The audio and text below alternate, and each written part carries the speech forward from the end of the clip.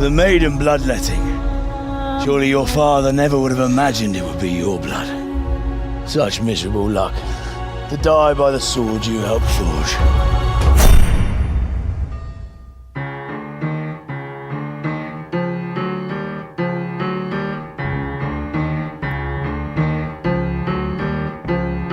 Welcome to Neon, the podcast that takes pop culture, strips it bare, and reveals the real history behind it all. I'm Jem Deduccio, and this time round we're talking about the video game Kingdom Come Deliverance, which means, of course, we'll be talking about Bohemia, the Holy Roman Empire, the problem with armor, Skyrim, and why not, neckties.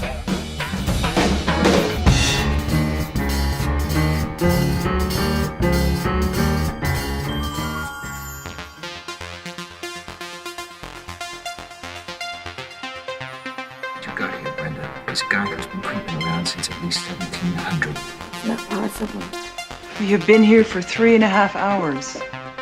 Now, how many different ways do you want me to tell the same story?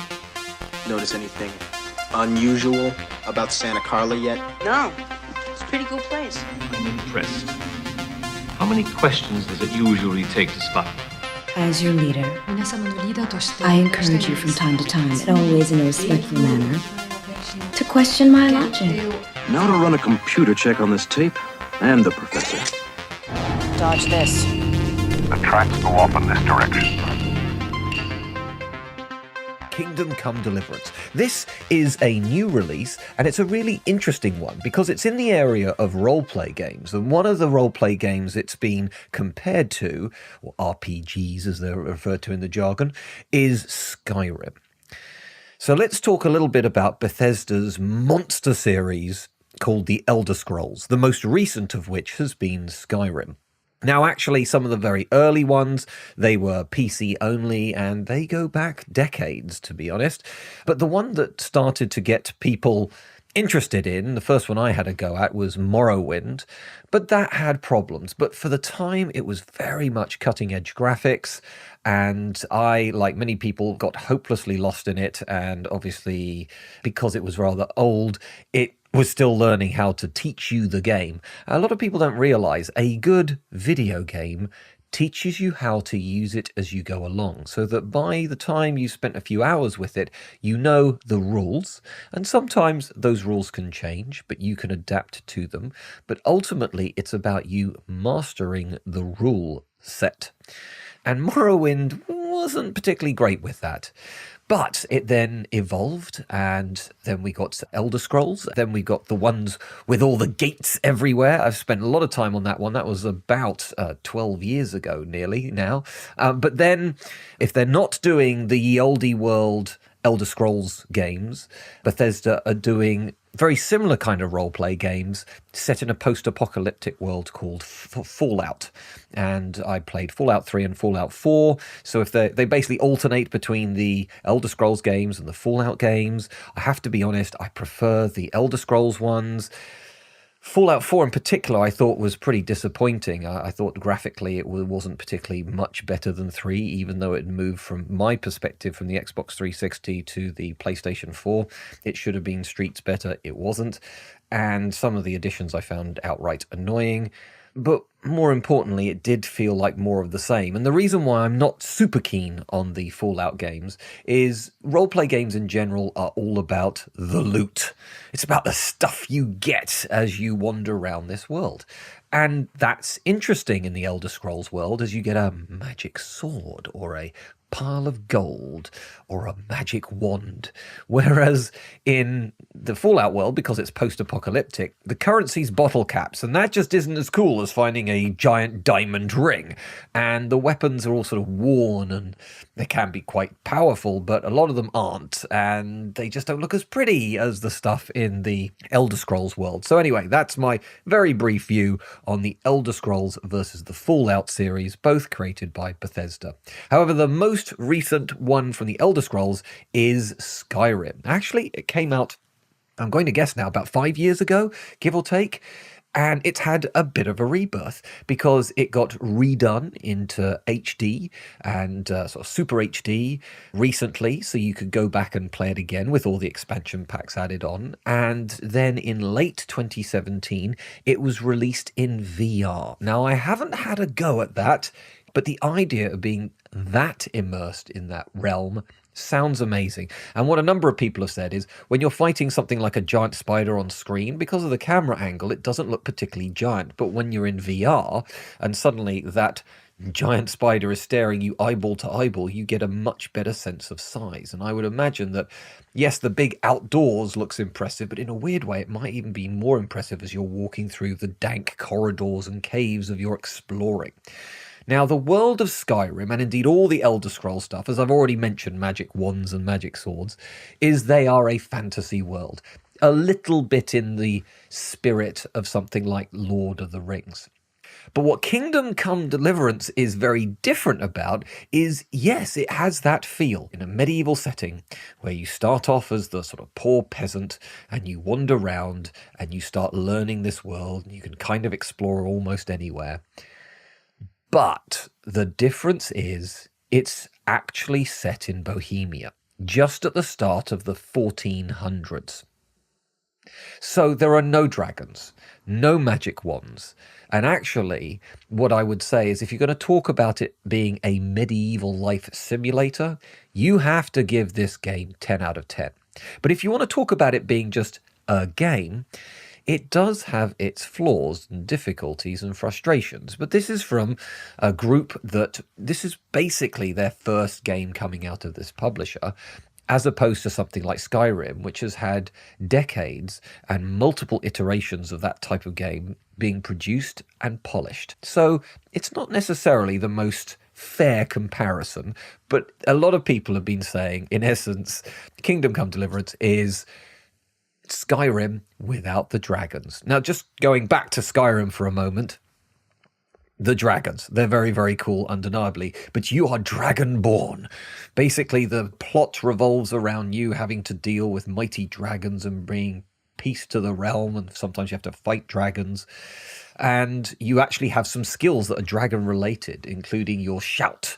So you can cast magic spells, you can fire a bow and arrow if you so require, but you can just literally shout magic, which quite often just pushes people over. So that's fun. And obviously that is not going to be in this super realistic reconstruction of the 15th century, early 15th century Bohemia.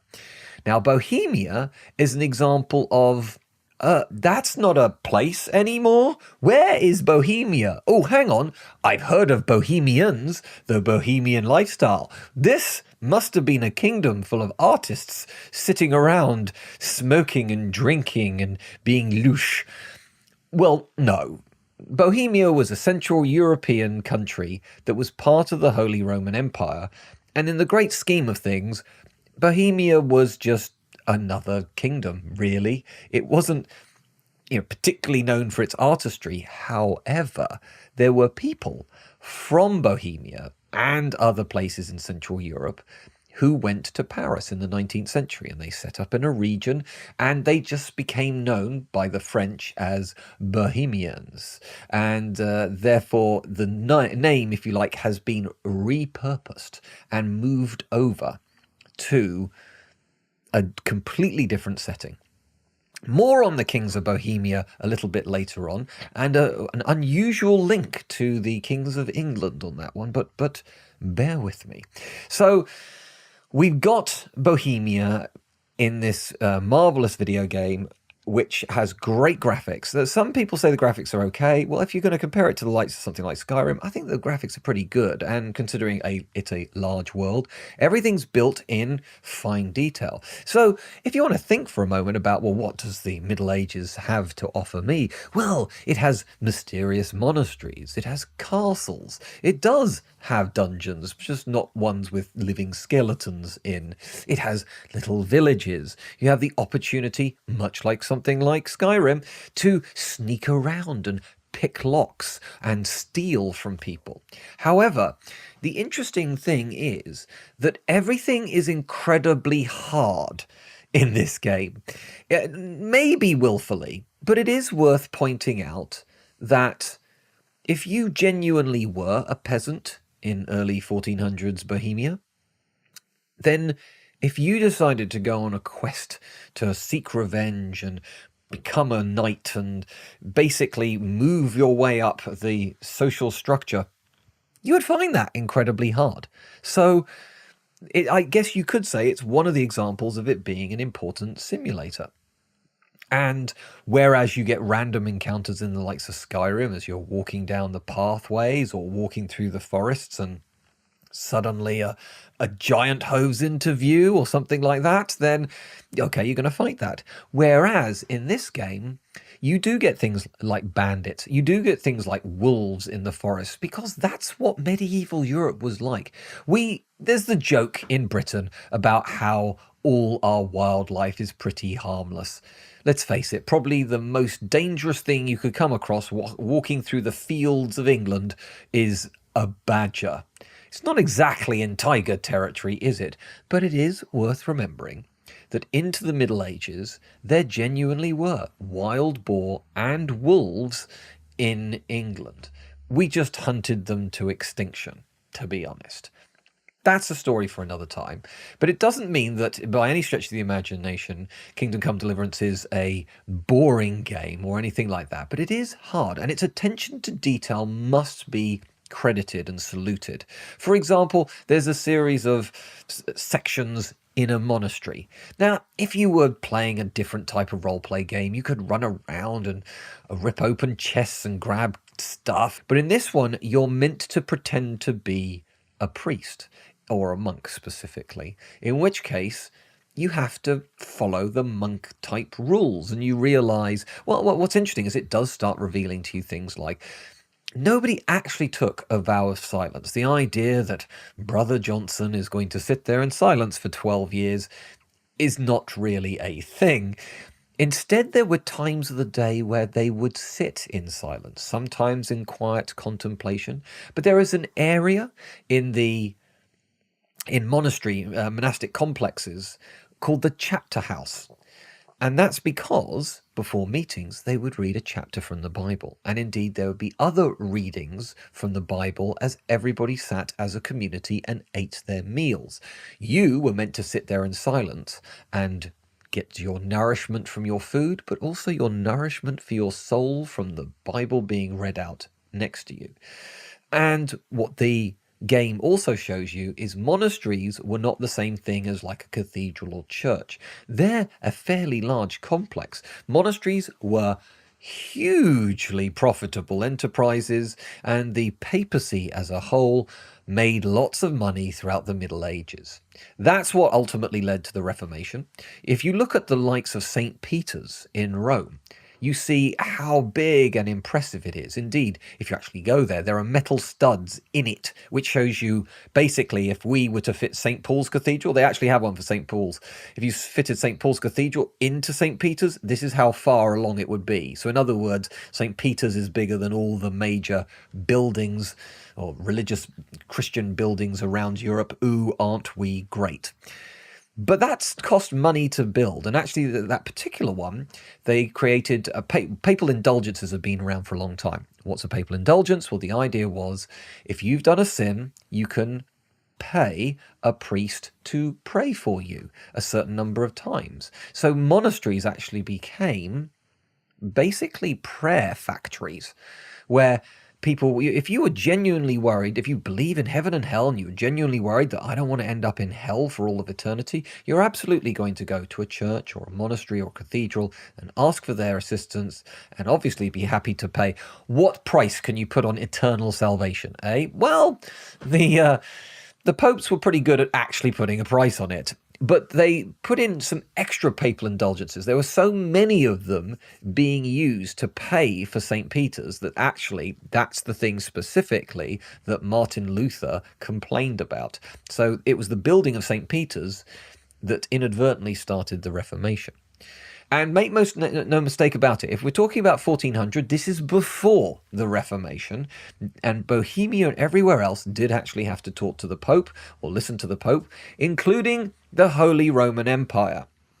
Now, the joke, and I'm not saying it's a great joke, about the Holy Roman Empire is it wasn't holy, it wasn't Roman, and it wasn't much of an empire either. But apart from that, it's a great name.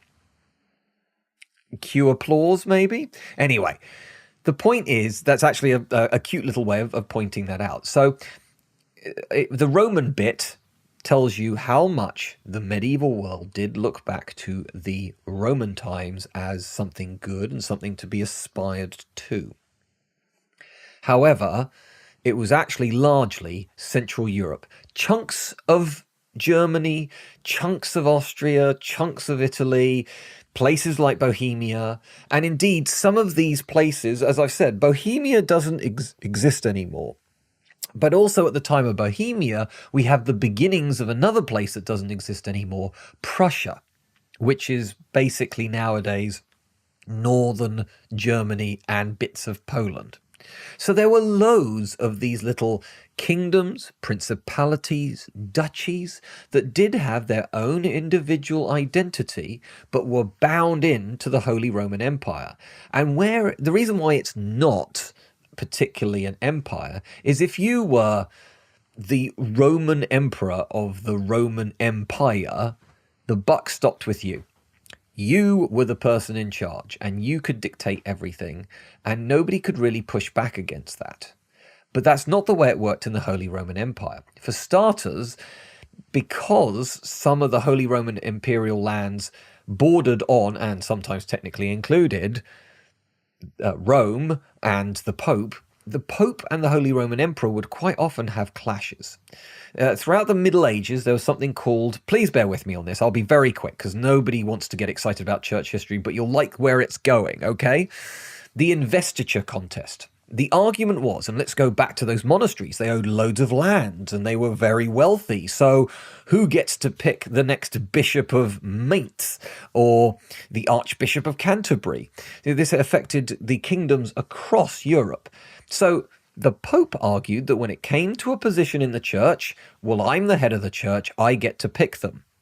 But the kings and emperors of Europe retorted with that, saying, well, okay, that may be true, but they're actually owning a large chunk of the land that is part of my nation, so I get to pick.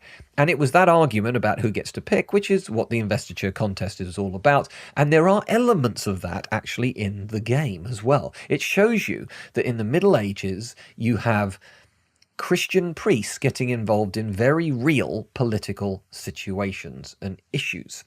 So that was the investiture contest. That shows you the power of the Pope, which spread out across the whole of Europe.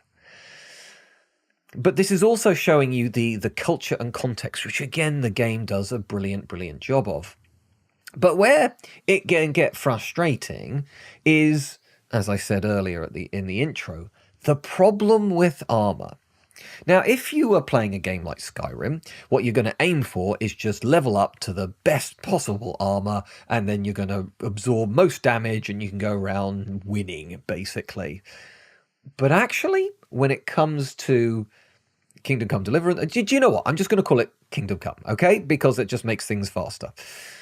When it comes to Kingdom Come, what they point out quite well is that different armors have different advantages. And if we're talking about the early 1400s, well, by then we're in the High Middle Ages, where the traditional knight that you've got in your head existed. That's the full plate armor, covered head to foot in metal. Big metal guard over the face. There you go. That's what everybody looked like in battle, except if you dress up like that in the game. First of all, it's quite heavy, so you can't carry nearly as much with that. But secondly, when you put that visor on, it really does a good job of protecting your face, but you can't see much. And that's a genius thing about the game, because it does show you the pros and cons of these different configurations of armor, but also the weapons that were being used at the time. Everybody thinks, yes, we're in the time of knights and it's all about swords. But think for a moment. Which would you rather have if you were fighting somebody covered head to toe in plate steel? Would you rather have a sword, or would you rather have a mace, which was basically a metal-headed club? The answer is the mace, because it doesn't matter if I penetrate the armor, it'll just cause concussion. It'll just cause broken bones as I slam that into your arm or head or whatever. Do it with a sword, and actually, the cutting edge makes no difference against something like a steel chest plate. So, actually, the game shows you the pros and cons. The way I've ended up configuring it is I'm actually wearing a mixture of metal and leather armor, but actually no helmet, because I can see everywhere that way and I can move around if necessary. So, that's sort of what works for me. But one of the things that I don't know, they've actually said, the publishers have actually said they're going to change this, so I get the feeling they didn't realise it would be quite the problem it is. But going back again to Skyrim, you can save any time you want. So a traditional thing to do is, we're just coming up to a door. Okay, I'm going to save now. Then I open the door and see what's behind it. If it ends up being a pile of gold, well, I can do that. If it ends up being a bunch of monsters that kill me, well, I just go back to that save point and I'm now going to prepare myself before I walk through the door. You could say that in a way it is cheating, but a lot of gamers, including myself, like that, because the whole thing about these open world games is freedom. But the thing that's definitely annoying, or possibly genius, is that you can only save at certain points in Kingdom Come.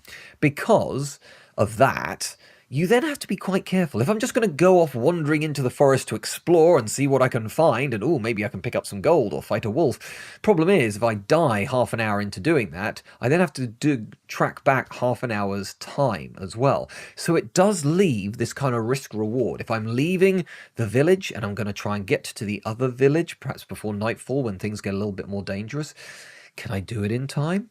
What happens if I see somebody wounded on the side of the road? Do I go and help them and tend to them? Or it could be a trap. And actually, it starts making you think perhaps a little bit more realistically. It's all very well when you're an invulnerable dragonborn with a magic wand. You're going to go and explore everything. But that's not actually how human beings work. There are times when we get a bad feeling about things, in which case we want to make sure that we're safe. So it turns us into slightly self-centered cowards. Oh, there's a man wounded on the side of the street. Or maybe they're just trying to lure me to the side of the street and mug me. So on this occasion, I'm going to go on. And maybe I've just let down a genuinely vulnerable individual, or maybe I've managed to dodge a trap. Those are two very different ways of approaching a game and a situation. But what's interesting is because there isn't all the magic and other things like the Thieves Guild and all that kind of stuff, generally in things like Skyrim, I didn't spend much time doing theft because I could just kill a couple of enemies and loot their bodies, and that would be more gold than I'd find in a peasant's house.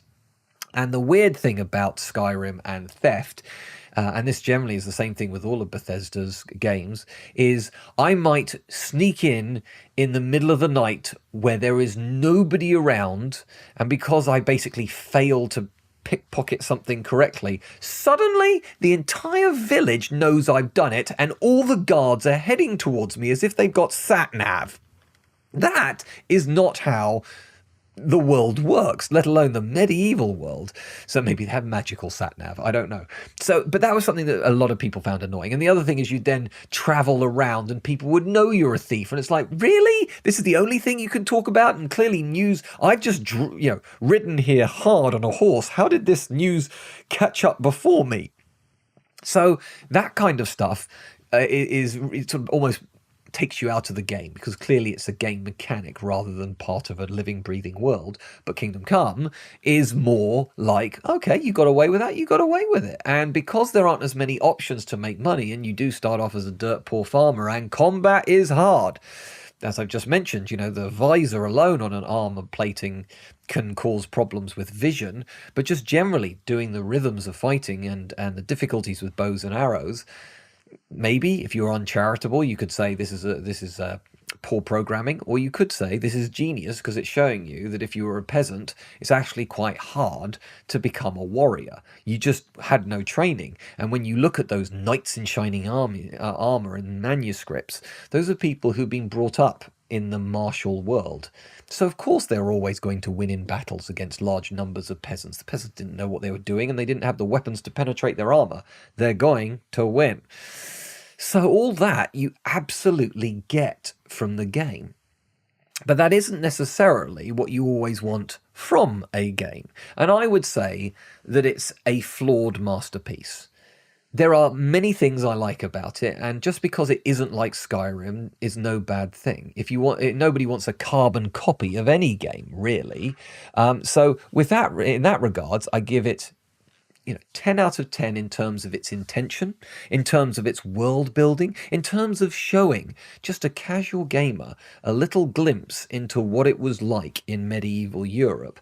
But in terms of it being a game, I certainly wouldn't give it 10 out of 10. I did say I would go back to the Kings of Bohemia and an unusual link to the Kings of England. And this goes back to the Battle of Crecy.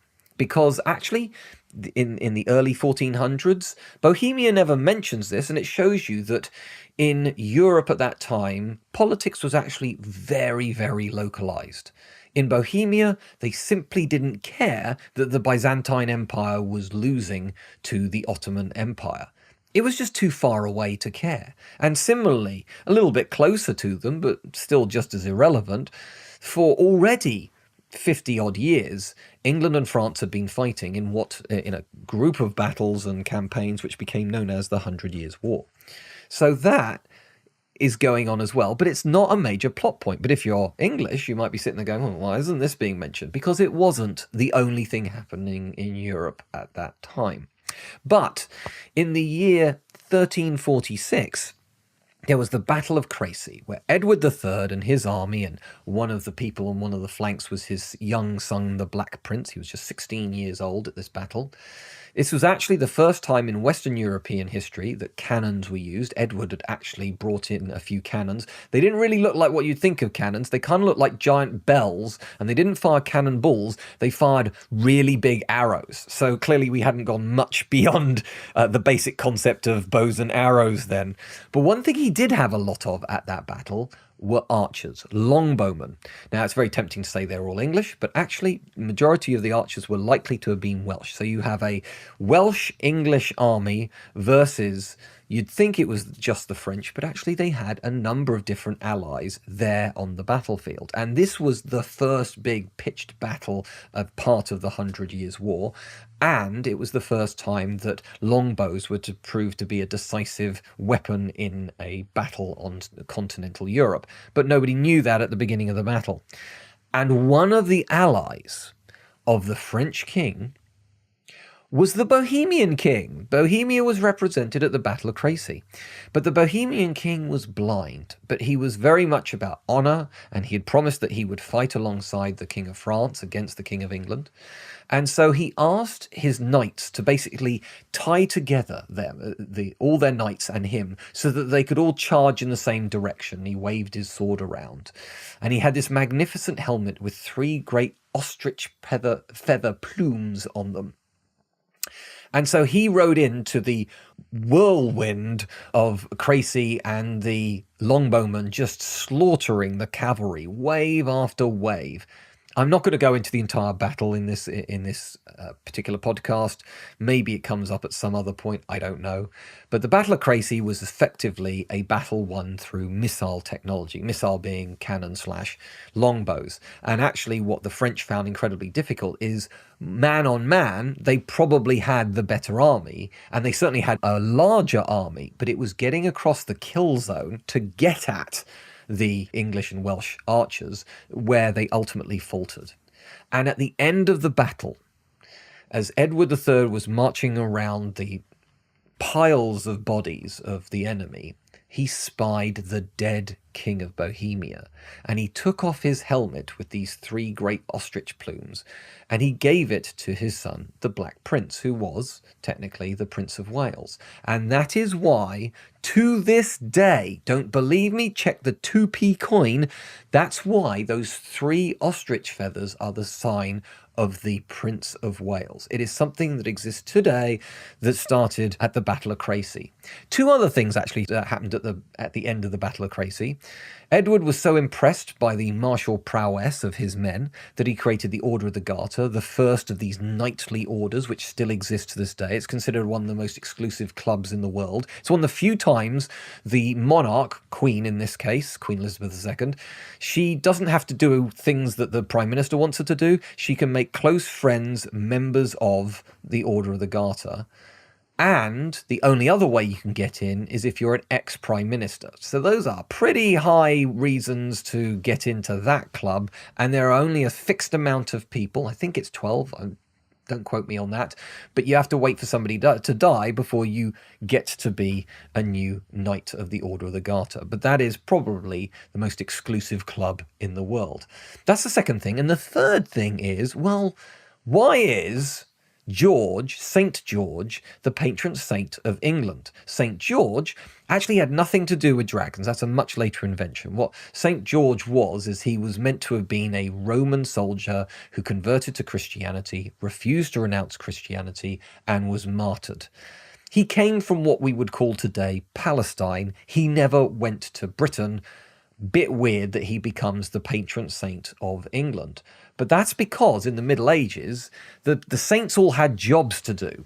And George was the patron saint of soldiers and knights. Indeed, if you look at some of the chronicles of the First Crusade, during a pivotal battle around Antioch, some of the warrior saints, including George, actually appear and fight with the knights of the crusade. Which is, I guess we're back to Skyrim, because that's magical. Anyway, the point is he was associated with all kinds of warriors across the whole of Europe. And the argument that Edward made is, oh, that may be true, but clearly today George honoured us specifically. So that's why he became the patron saint of England. But he's not just the patron saint of England. There's an entire country, Georgia, named after him, and he's obviously their patron saint, and he's also the patron saint of Portugal and Russia. So he gets around a bit. None of these countries he ever actually went to, but there we go. So that's a little bit about Skyrim and a little bit about Bohemia, and we've also got the Battle of Crecy, but I said I would end on ties, neckties, and that is going back to how the French grabbed this word from the East and turned it into their own. The fact that Bohemian lifestyle is very different in 1403 than Bohemian lifestyle in 1880 Paris, okay? And they did the same thing with ties, because during the 30 Years' War, which was from 1618 to 1648, it was arguably the most destructive war in Central Europe. Indeed, more damage happened to Germany during the 30 Years' War than happened to them in World War II, and you've seen the pictures of the destruction then. But anyway, France was involved in this horrific war. It was largely Protestant versus Catholic, but over the 30 years it morphed and changed so that at the end you actually have Catholic France fighting Catholic parts of the Holy Roman Empire. It gets complicated. But here's the thing. France hired some Croatian mercenaries to help them. And these particular Croatian mercenaries were wearing a traditional Croatian shirt, which was all one colour, but around the neck it had a separate piece of cloth which was there to bind the shirt together and keep it on their shoulders, basically.